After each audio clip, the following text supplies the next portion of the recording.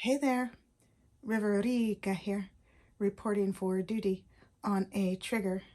Thank you so much for shuffling states of emergency into adoption spirit magic with me and steering clear of danger. Heartily, we are grateful. In this session, we are exploring how to move forward in our highest love and light after cutting ties from our families. But before that, some disclaimers. I am not a doctor, lawyer, therapist. I am a fortune teller, so what I offer is no substitute for their services. Furthermore, what I offer does not dictate your future, only your intentions and actions do. So please use your gift of discernment before deciding what to gather and take away. And of course, take only what resonates and blow like a kiss the rest back to the universe for cosmic composting into beauty. Heartily, we are grateful. And this reading is intended for fun and games, for shits and giggles, for entertainment, for flexing our mind and heart, intuition, soul, and spirit. And at the least, I hope to cause harm to none. And at the most, I hope I may assist you on your healing path. So all that being said, let me introduce our helpers. We have lit a candle for Source, for Mother Earth, Father Sky, the homeless, those that kick them out of their homes, the neighbors, the passers-by, even those working against our spiritual progression. And for harmony, unity, and balance, for the Archangel of the Day, for our ancestors here in the highest love and light, and for those who have crossed over to Father Sky by suicide, and the family and friends they left behind on Mother Earth, as well as the war-torn families, nations, and galaxies. We thank Source for helping us all adopt success, transmuting these violent cycles into love. Heartily, we are grateful. I also have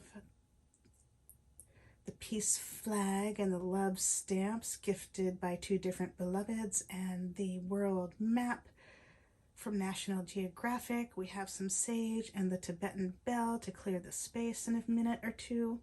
Also my mini crystal ball, my wooden dice, wooden dagger wand, and my other wooden wand to help lift the spirits, buoy the spirits, and cut through to the heart of the matter without hurting a soul. And we have some lovely kunzite.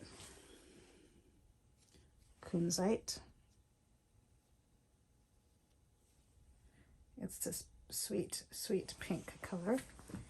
I apologize for the focus. There we are. Kunzite. And we have rose quartz on all of these decks. We have 6 decks, pile number 1, 2, 3, 4, 5, and 6. And pile number 1 is the Paragrams by Paramahansa Yogananda. And if you enjoy reading on your own, then I invite you to procure your own paragrams from the Self-Realization Fellowship, because I am prohibited from transcribing these by the copyright. And those are the paragrams by Paramahansa Yogananda. And then we have the Tree Oracle, The Ancient Path into the Sacred Grove by Fred Hageneter and illustrated by An Heng, with a rose quartz pyramid. And you can look up 4 or 5 or 6 different sites on your own to see what metaphysical properties of the rose quartz and of the pyramid and of these other objects, how they resonate with you. Because, you know, we're all different psychosocial science experiments, and what resonates for you may be different than what resonates for me. And then pile number 3, we have the Cosmic Dancer Oracle by Sedona Soulfire and Tess Whitehurst. And here is the rose quartz that was on that.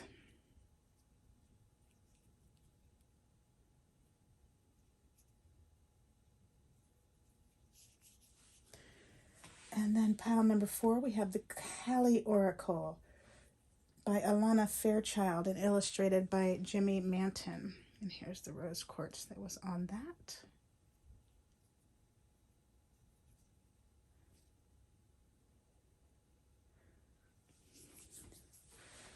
And then we have the Sacred Geometry Activations Oracle by Lawn. And here is the rough rose quartz that was on that. Those others were tumbled.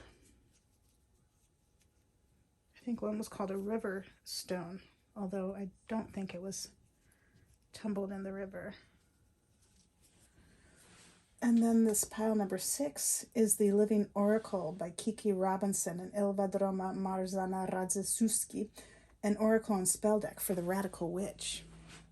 And that is one of the only Romani decks in circulation, so that is super thrilling to have, as well as it being an amazing deck. And you can find more about it on the Living Altar on Instagram. They have an Altars Up podcast that you can listen to. Altars Up Witches, Altars Up Witches podcast. And you also may hear them being interviewed on Romanistan podcast by Paulina Verminski and Jessica Reedy. The Halloween episodes, they talk about how this deck was created in a spooky story. So those are our helpers. And now I am going to invite you to sage with me. And if you hold the intention of only love, we shall see. Thank you so much. Heartily, we are grateful.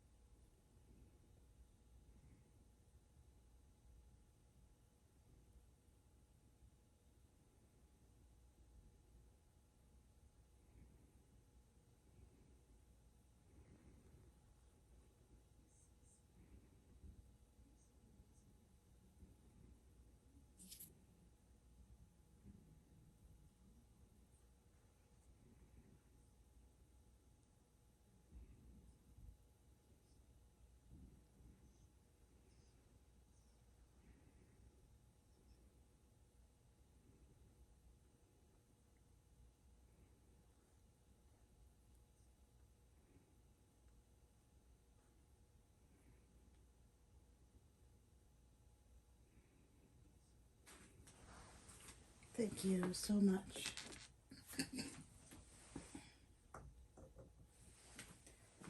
And let's ring the Tibetan bell. So if you're wearing headphones, please adjust yourself to keep your ears safe. And here we go. Mind, body, speech, in perfect oneness. I send my heart along with the sound of the bell. My hearers awaken from forgetfulness and transcend all anxiety and sorrow. Om. Peace. Shanti. Thank you very much. So we're going to roll the dice and see what our spirit team and source have to tell us about how to move forward in our highest love and light after cutting ties with our families. Maybe it's your maternal birth family, maybe it's your paternal birth family, maybe it's your maternal or paternal adoptive families, or both, or all of those. Maybe it's your in-laws, maybe it's the family that you've created. You've cut ties and you're looking for some guidance and some support. And so we're going to check in with Source and our spirit team to see what we need to know, to move forward in our highest love and light. Heartily, we are grateful. And we have the number 4, which is the Kali Oracle by Alana Fairchild and illustrated by Jimmy Manton. And here's that rose quartz again. And Kali is the goddess of the Romani. And if you are not Romani, you can still benefit from her guidance, and sort of like somebody who has been lost and Kali sees you and she wants to help you. She's going to help you get to your next spot until you find God or goddess that is in line with your culture. She's not just going to leave you hanging out to dry because you're not Romani. And this Kali deck is super powerful. They all are. So let's see. You are a whole, powerful, loving, spiritual being, and so am I. You think your source, spirit, team, angels, galaxy guides, ancestors, saints, sages, gods, goddesses, universes here in the highest love and light, as well as mine. We thank your source and my source for immediately shifting the situations into what they need to be, offering necessary insights, healings, acts of grace, and protection. Heartily, we are grateful. And so it was, and so it was, and so it was, and so it was. And thank you, Source, for guiding this reading in the highest love and light about how to move forward in the highest love and light after cutting ties. However that resonates for you all. Maybe you're a cross watcher and you know somebody who's cut ties, and that's all right as well.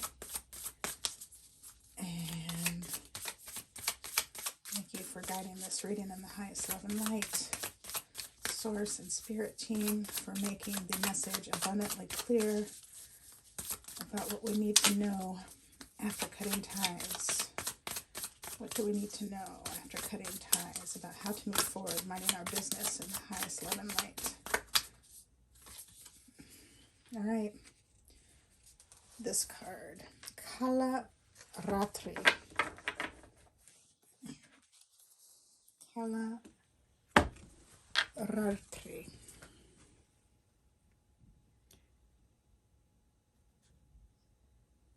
So she is intense.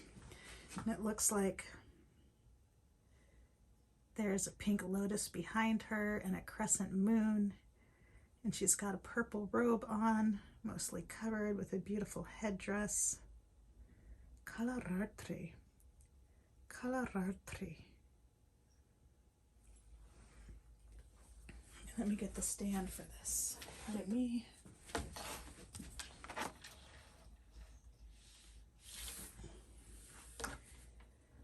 And that is number 32, which adds up to 5. Pardon me. And we did not talk about the 4. So let's talk about these numbers before we dig deeper. And the number 4 always makes me think of a chair that has 4 legs on the floor. Solid, grounded, stable.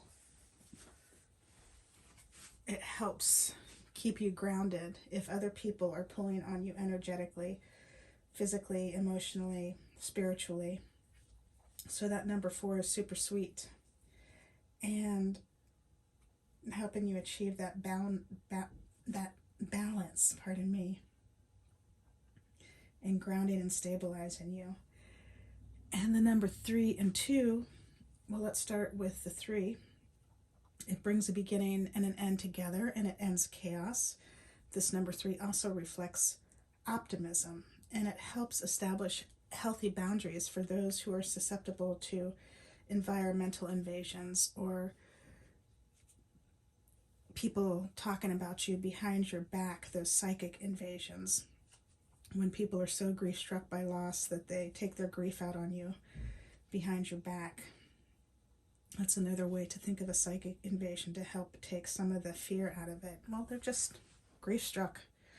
Try to stay out of their way and use things like these numbers to help you play through that loss and trauma and keep yourself protected against those type of invasions. And the number 2 is super sweet. It balances relationships. It represents pairing and duality. It shares power. It creates healthy liaisons, and allows us to partner up with somebody without giving away our power. And for orphans and adoptees, that's especially relevant, as the contracts that begin our life were not equitable social contracts. They were more about the parents involved than us, the orphan and adoptee. And so these numbers, the 3, the 2, the 4, they help with that. They help with those boundary issues and detrimental patterns that were created by that inequitable social contract, by the loss and trauma that caused our parents to be in these situations where they felt like the only option was to relinquish the baby, and on the other hand of the adoption, like where they were left in a position where the only way that they could have a child of their own was through adopting. And of course there's many other different circumstances around orphaning and adoption, so please take it as it resonates. And this 3 and the 2 in this Kalaratri card adds up to a 5, and the 5 promotes and progresses. It creates a space for decision making, and it allows us to go any direction it will. And it also helps keep us from taking on other people's issues and thus becoming overburdened. So again, super relevant for the orphan and the adoptee, especially those who have cut ties. So let's see what assistance Kalaratri has. And this reading is split in 3 parts. There's a beautiful introduction at the beginning, a beautiful prayer at the end. That's actually 4 parts. A prayer with a wrap-up at the end. So those are 2 more parts. And then in the middle is a bunch of information. So you can nestle in for this reading. And here we go. 32. Kalaratri. She appears beneath the cloak of night, revealing the truths that must be known to set the heart free. She offers you an opportunity to engage in a profound and enduring transformation. This will lead to a powerful rebirth, free from even the most persistent patterns or pains of your past. Your soul is in deep healing. Recovery can be painful, but that pain is temporary, and you will emerge renewed and released. In time, you will greet your rising destiny from an entirely new and improved inner foundation. You are blessed to experience a quote-unquote new life within this lifetime.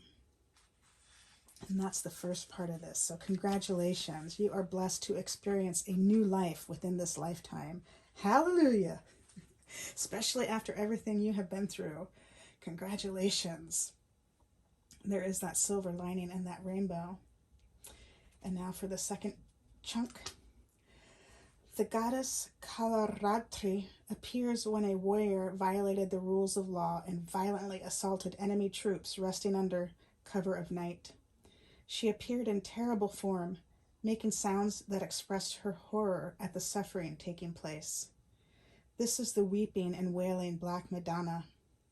No matter how people try to cover up what is happening, glossing over things with cleverly manipulative words, she is the truth, witnessed and laid bare.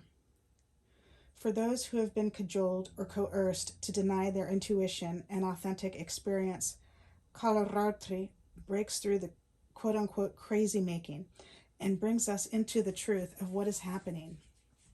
She brings the relief of truth even when it is difficult to bear. She breaks open toxic systems and reveals deceptive behaviors. In unmasking the terror of what has happened or is still happening, we become able to disconnect from sources of abuse so we can begin to heal the trauma.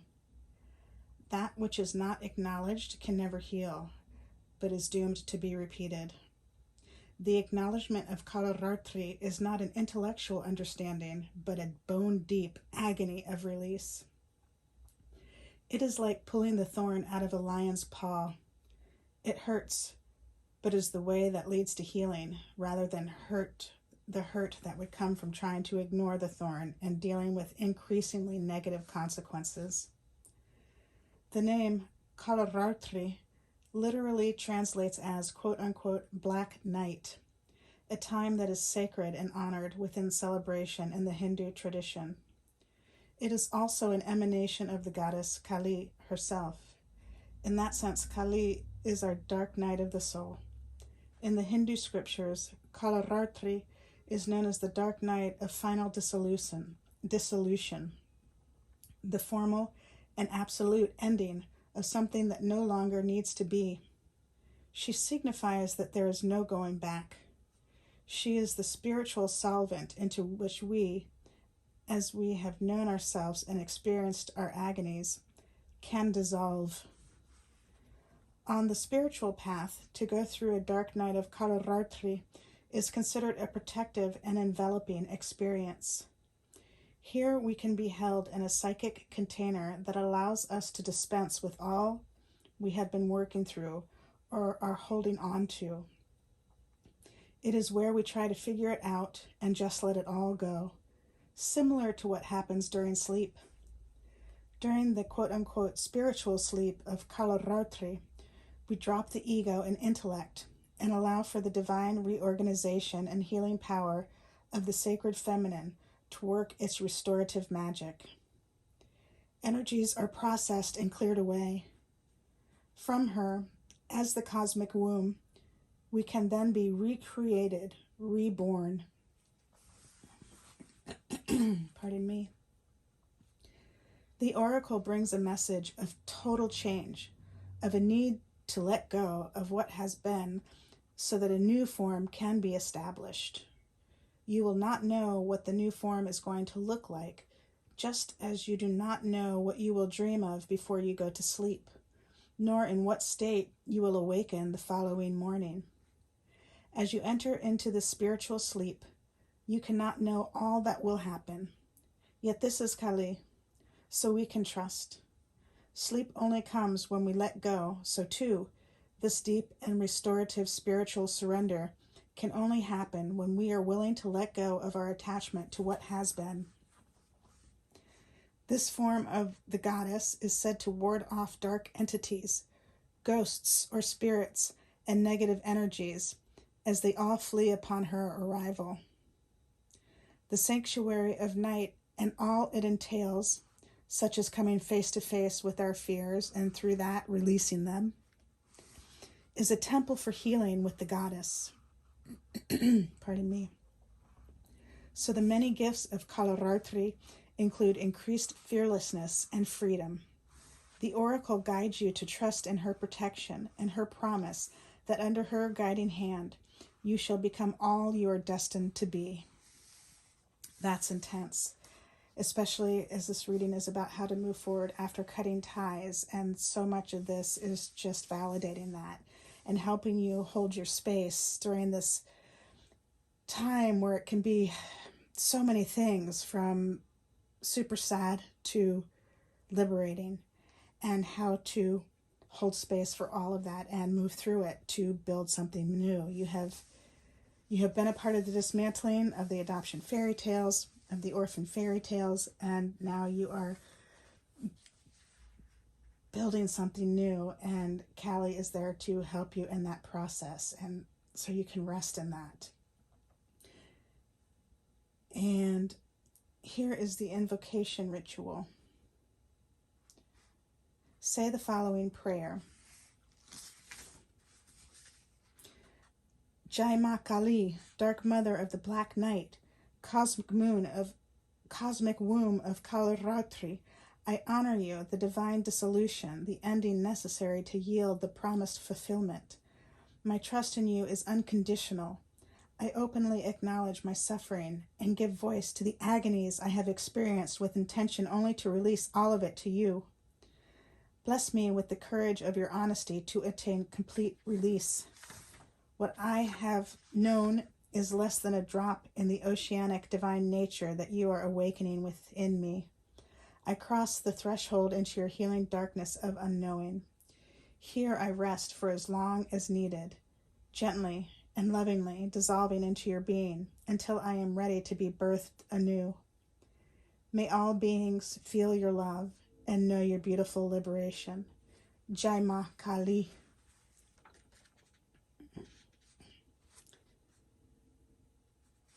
Thank you so much, Callie. Thank you, Source. And the last section.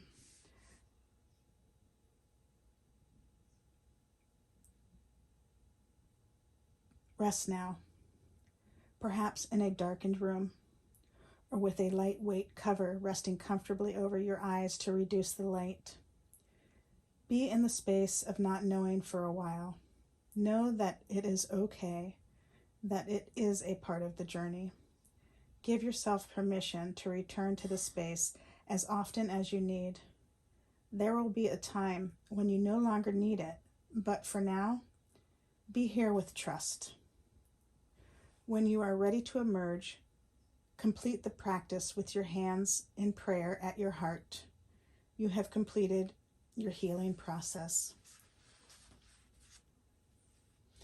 So beautiful, so beautiful. And I invite you to say that prayer 3 or 4 or 5 more times, or whatever feels correct for you. And I am so proud of you for doing the work that you have done to get to where you are. And I also help you hold space to grieve the loss and the trauma, and know that you are not alone and that your next step is shown. And right now, you can rest. And Jai Ma Kali. And that is all I am seeing for you in this reading. Thank you so much for helping us breathe life into adoption spirit magic. Until next time, ciao for now. I love you all.